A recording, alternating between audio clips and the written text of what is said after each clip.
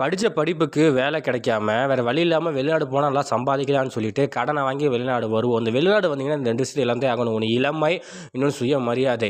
நம்ம இங்கே வந்துட்டு பணம்னு சொல்லிட்டு 10 வருஷம் 20 வருஷம்னு சொல்லிட்டு நம்ம ஃபேமிலி விட்டு வந்துட்டு வருஷத்துக்கு 1 வாட்டியோ 2 வாட்டியோ போயிட்டு வந்தோம்னா வாழ்க்கையில் இளமைங்கிறது போக தான் செய்யும். அந்தந்த வயசில் அதை தான் அனுபவிக்கணும். அதனால் காசு முக்கியம் தான், காசு முக்கியம் இல்லைலாம் சொல்லல. அதனால் எந்த வயசில் சம்பாதிக்கிறோமோ அந்த வயசில் சம்பாதிச்சுட்டு நம்ம ஊரை என்ன பண்ணால் டெவலப் பண்ணலான்னு சொல்லிட்டு அதுக்காக மூவ் பண்ணணும். நம்ம வெளிநாட்டிலே 10 வருஷம் 20 வருஷம்னு கிடந்தோம்னா நம்ம இளமை போகுமே தவிர நம்ம குடும்பத்துலேயும் நம்ம பிரிஞ்சு இருப்போம். அவங்க வேறு வழியில் போயிட்டுருப்பாங்க. அவங்கள சொல்லி குத்தம் இல்லை, நம்ம மேலே தான் தப்பு. 10 வருஷம் 15 வருஷம் நீங்கள் வெளிநாட்டிலே இருந்தீங்கன்னா அவங்களும் என்ன தான் பண்ணுவாங்க.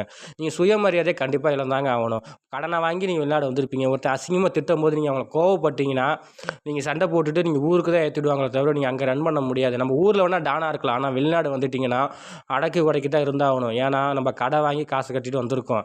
அந்த காசு ரிட்டர்ன் எடுக்கணும், நம்ம வாழ்க்கை பொருளாதாரம் உயரும்னு சொல்லிட்டு தான் வந்திருக்கோம்.